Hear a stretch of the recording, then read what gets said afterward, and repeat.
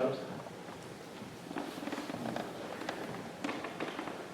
I think it's fair to say two of the top 3 or 4 Democratic candidates for president are Democratic socialists.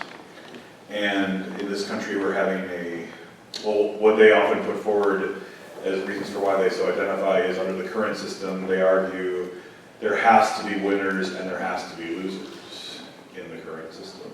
So I guess my question is, especially with Mark, but even more broadly, do you think that's true, that under the current system there has to be winners and there has to be losers? And the economy community just kind of has to work in this already not yet kind of screwed up place and we don't live in the eschaton? Or is that not true, that we can imagine under the current system that a situation where there aren't necessarily always going to have to be losers, and the economy community can help us kind of move more towards that within the current system?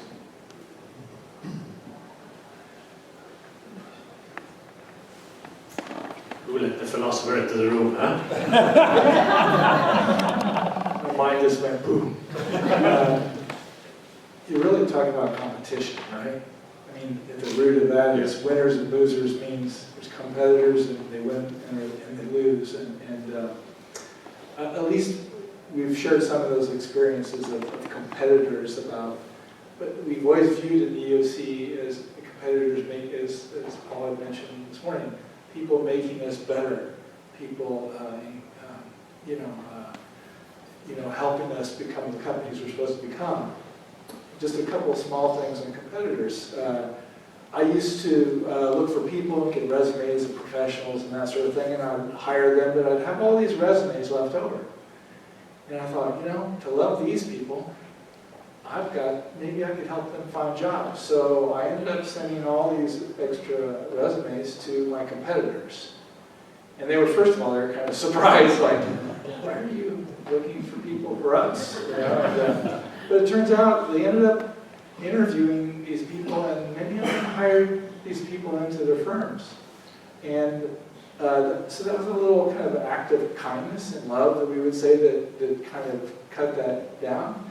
Another time, I would get in situations where clients would want us to say something bad about a competitor. Hey, I heard so-and-so did this, and I always, it was a rule, never speak ill of your competitors, and always try to find something positive to say if you can. And so I've had a number of these experiences with competitors where I developed, one time I was asked to speak at a conference, and with a competitor wanted to speak with me, because I had this status, hey, maybe some of that can rub off, and I kind of saw that, and I thought, that's okay, we'll try it. Turns out we had a 30-minute presentation. He took 25 of those 30 minutes, and people would come to hear me speak. But instead of going, on the inside, I could say, God, I can't believe he's doing this, but then I just said, this is the way it is. So I gave my 5 minutes, and people said, in fact, he didn't do it on purpose. He lost track of time, and so over the years, those things happen. So speaking of competition, one time I was in a city, and I was going for a big project, and the city called all of my references, but they called my competitors to get the dirt. They wanted to see, should we hire this person? And I was in a town meeting, and they said, this is the first time this ever happened where the competitors said, you would do well to hire them. And so I guess what I'm saying is, are there winners, losers? I don't know. For us, there are relationships and possible friends to be had. So. They want to hear from me. Yeah.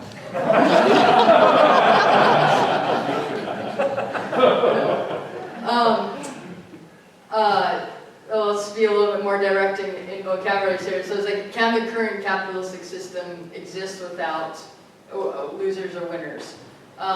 Is what you're asking, essentially, correct? Can you say that again? I'm sorry. In this current system of capitalism, can there exist, with some of the values of the EOC, a field of no winners and losers? Right. Largely, I'd say, I think no. I think that it's built upon, especially if you study capitalism, study economics, it's built on zero-sum games, prisoner game theory, prisoner's dilemmas. You're always looking for the predictability of what's to come next. And when we're talking about the EOC system, we're talking about this person-centered model, and that is, by and large, very unpredictable because we're people, and we're very unpredictable. And so what the current system does is it tries to create as much predictability out of the system, which ultimately pits us against each other so that we can sort of define the outcome before it exists. And so I think the value of what the economy of communion adds is that maybe there's value in the outcome that we can't foresee, but the value of doing that work still exists because we're doing it out of love for the other, or we're doing it to seek community or seek communion with the other. And so there's still a value in doing that work. I'll just add a couple of thoughts. I really don't, I can't imagine any kind of system where there are no losers and always winners. I think there can be winners and losers in any system. And currently, in a market-based system, there are losers when they don't pay attention to supply and demand, for example, and when the quantity demanded is lowering, we need to stop making or providing whatever that is, right? Take, for example, Kodak, and if they had been paying closer attention to the trends in the industry, they would have changed, and they would have adapted to more camera-based technologies that are technological, as well as the computer-based kind of systems. And so they didn't pay attention, and so the quantity demand continued to reduce, and they didn't change fast enough to avoid going out of business. So had some force propped them up to say, we want you around, you're an important business, you've got X thousand employees around the world, we don't want you to lose those jobs.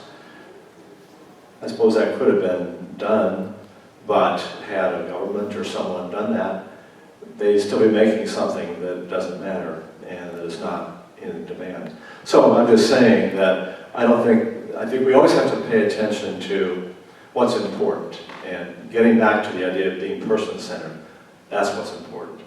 How can we offer jobs that are that value the dignity of the human person, that value the dignity of work, and that allow people to flourish and to use their talents and to grow and develop? And that can happen in any system if our focus is the person. Stay person-centered, regardless of what system we're operating under economically. Thank you. So there's a danger that this line of questioning will spiral into political economy. And I was enjoying listening to Jesus Moran's speech, and there was a line where he talks about it's not enough that we have personal conversion, that was not the word he used, but we also have to look at the structural dimension. I agree, and that is really tricky, because there's a danger to retreat in complaining about the structures, which frees me up from any kind of personal conversion. And so what I'd like to do, with your permission, is kind of turn the question a little bit, and back to our panelists and say, in your activities in the economy of communion, have you bumped up against structures? And structures we understand very broadly, not just legal, regulatory structures, but also attitudes, prejudices, Have you bumped up against things where you said, this is getting in our way, is hurting us from being able to live unity, and wouldn't it be great if we could find a way to fix these? I'm looking for sort of particular personal examples of that. because myself, I hate the word capitalism, because you put 4 people in a room, they give you 5 different definitions. Is what you guys do capitalistic? Some people say, yeah, you use property, markets, buying, selling. Other people would say, no, you're good people, you couldn't possibly be capitalist. So let's just leave the C word and go straight to, do you run into structures that you find are getting in the way of living the economy of communion? Who would like to take that one?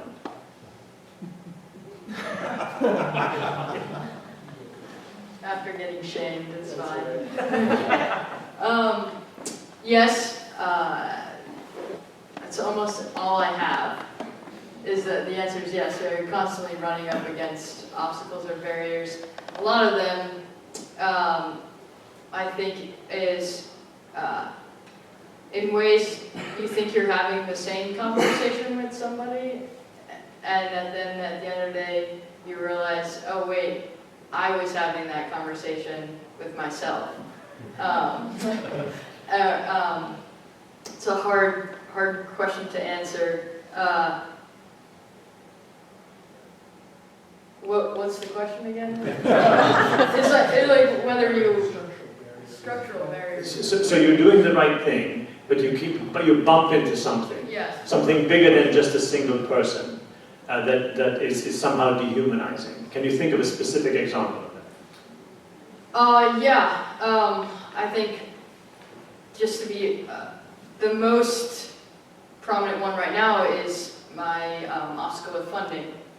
And running into, it's a very structural problem that there was this older way of doing charity or distributing resources to the community to meet basic needs. And our program, it goes beyond basic needs. We're trying to meet those basic needs, but then we're also trying to create an impact in the lives that, again, kind of brought us back to this morning where it's like, how do you quantify this at all? Like, how do you quantify the increase in someone's self-confidence and what that does into building a healthier support network for them? How do you come up with a financial value to this work? And how many hours are spent on an organizational side to even put a cost to that, even if you can come up with like a societal savings outcome to it. And so it makes this conversation with funders very messy because they're used to this very direct, if you give me $10, I'll make it into 15. And we'll have this great thing come out and have a story to tell. Whereas, well, if you give me $10, I mean, I'll do all this work and we'll increase self-confidence and we'll increase support network and all that stuff. And so I think just, I don't have an answer because I'm in it right now, and I think I'm currently experiencing this obstacle and how do we, I think because also culturally we're in this systems change structure change, so the funders themselves are asking these questions for themselves, like how do we create new financial structures to fund these new projects. So there's not a clean answer to that, at least for this example.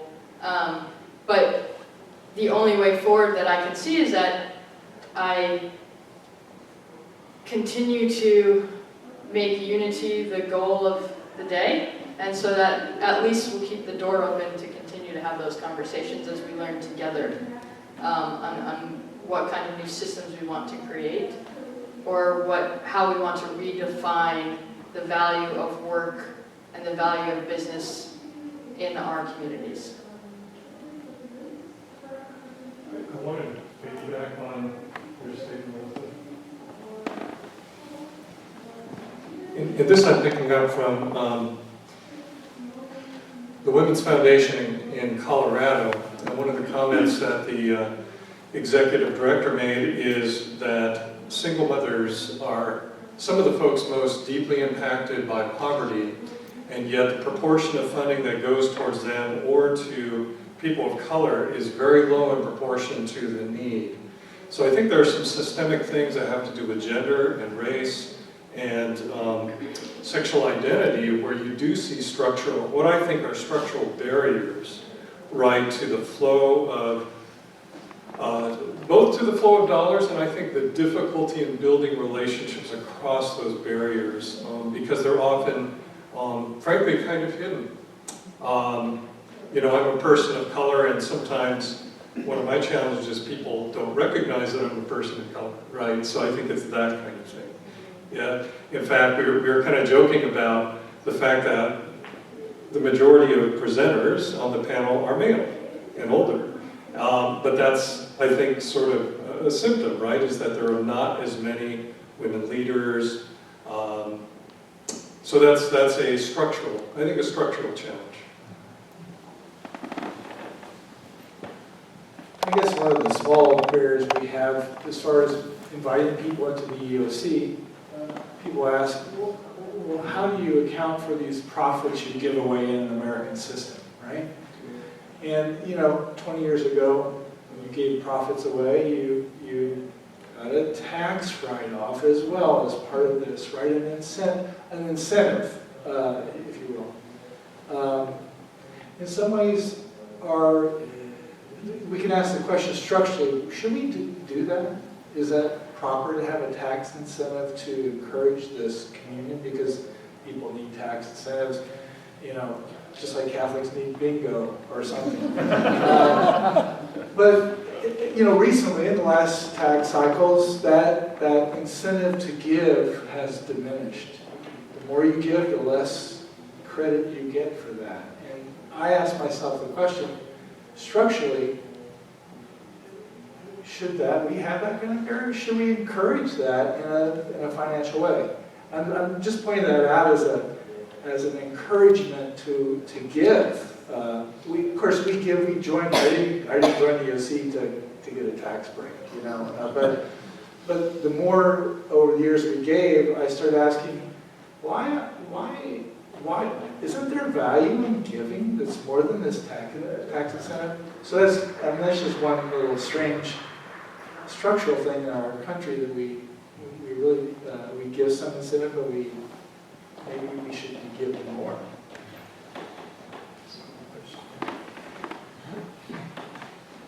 Hi, my name is Zach.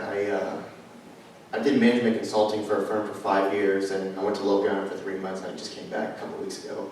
I'm hearing you guys talk, and it's been very beneficial for myself, as a lot of answers that I've been searching for in my young business career are being answered.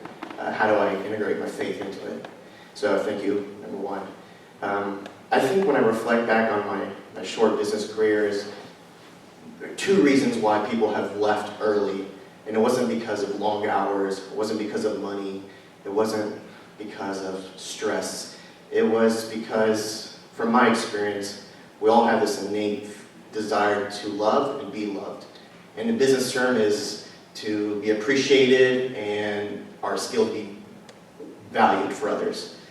And the next thing was, I heard a lot of the associates, senior associates I work with be like, my bosses or the people I work for, they're not people I really desire to be like when I'm older. And the longer I stay at this company, the more I see myself becoming that person. And it was, I had a reflection of myself, you know, some of the ethics that I saw. Is this how I really want to conduct business? I saw some really great things. Not every company in the United States is an EOC company. So as millennials of myself going through our career, we all can't work for a boss that's like you guys who are AOC. So I guess it's a 2-part question. If you're my age, you know, mid-20s, how would you navigate yourself in this capitalistic world that we live in?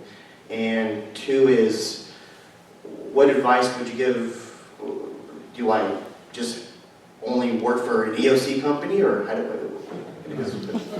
or do I just work nonprofit? Like, you know, like there's a lot of, my mom doesn't work, my mom works for an engineering firm, and she loves her job, and she treats, I hear the way y'all talk is the way she does. It's not an EOC company, so I always had this confusion of like, if I want to be a good guy, do I just go nonprofit, or like, I always have a struggle, and like, I would love to, you know, be a leader in business or whatever God calls me to do, to use my gifts, and how do I conduct that as I navigate through my career?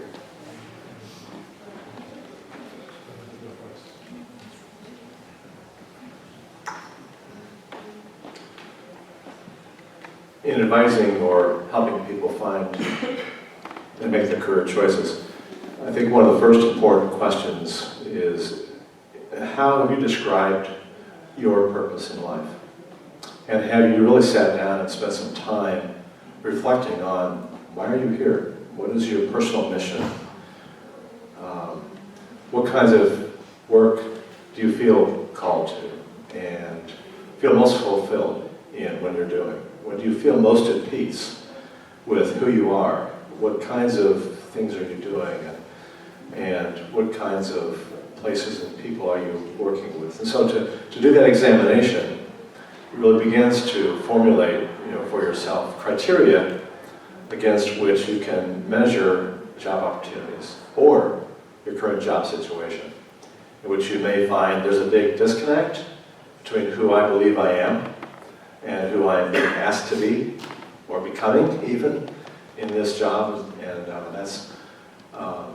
it takes time, it takes reflection, it takes courage, I would say, to then make the decisions that are the authentic decisions for you. What is authenticity for you? What is the best fit between your mission, your purpose, and the place where you either are or where you're looking to go? And it means being willing to make those tough decisions to leave in a situation where there wasn't a good fit, and to sometimes put yourself at some risk even in doing that. But I've always found when people do that, and I've myself made changes that were because there wasn't a good fit with what I was doing and who I believed I was and am. In the end, it brings a sense of happiness, peace, and fulfillment, but we have to sacrifice sometimes to get there.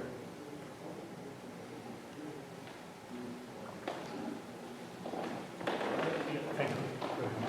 On this question. Yes. Thank you. Well, and going back to the structural issue as well, right? But it has also to do with choice. Last year, I was hired by the National Security Campus to do some leadership work. My job is to get people better at what they do, to become better leaders. But the National Security Campus is involved in deterrence, okay, and nuclear weapons and that kind of stuff. And I must say, I had to do a lot of soul searching. Do I want those people to get better at what they do? or not, right? And I discussed it with a number of people, with people that I trusted, but it was a very difficult choice to do. And I went ahead and I did the job, and I went to several of the locations, right? And the people were wonderful people. The experience was a wonderful experience. My approach is, the vision and mission.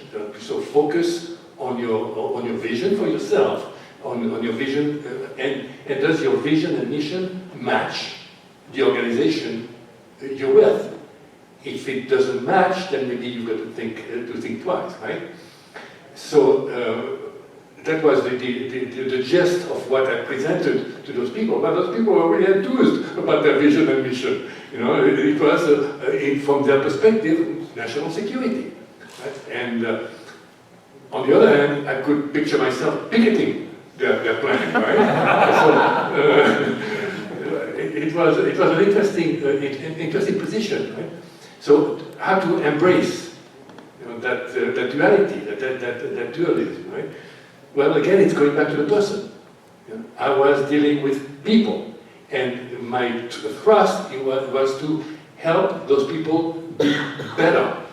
And hopefully, by becoming better, discern properly for themselves what is it that they were supposed to be doing. And maybe what they were supposed to be doing is what they are doing. Okay?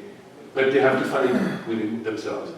So it's a question of personal growth and then matching it with the reality you're in. Any other responses on pretty short? Very short, I would say, first of all, on the don't lose hope. There's many good businesses beyond DOC, you know, and I would say, like they advised, you know, when you go and look for a job, it's a mutual fit. It's not them evaluating just you, but also you evaluating them. And so, one thing we hear from many millennials, they care about culture. I get these questions as an employer all the time. They ask me many times, "What is your culture?" And so go through that. And second thing is, when I was a young youth in the Popular, I remember we were always told to, you know, be the change you want to see around you, wherever you are. You know, despite everything, all the issues, etc. You can be the change. You can be the change agent there. And so I think the EOC, what we're trying to do in our circles is not just have, you know, entrepreneurs build business, about be change agents.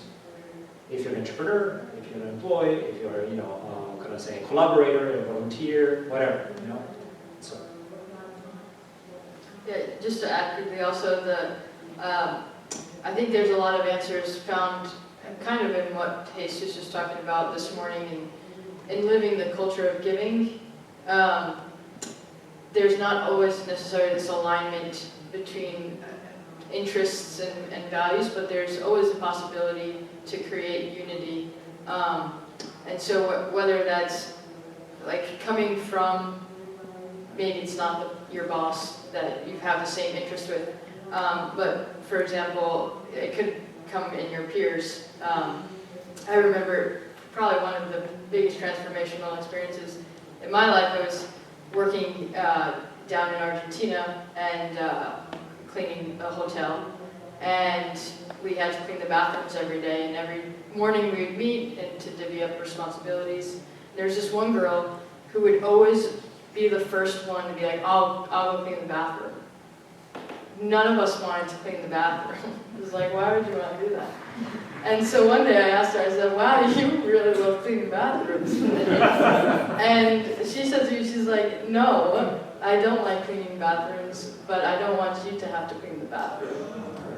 And so, and that, it was just like, oh, she gets it, huh? Like, and so it's just even in those moments where clearly her value wasn't, she was the best bathroom cleaner, but she saw that there was this opportunity for a culture of giving, to give her love in that moment and share that with the rest of us, and then how did that reflect in the rest of the team atmosphere we created? And it wasn't from top down, it really was coming from bottom up. So.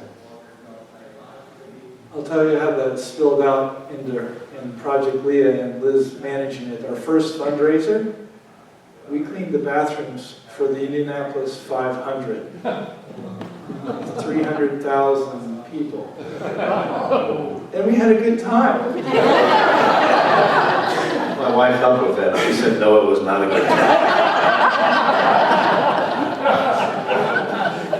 We found better ways to raise money. That's a great one.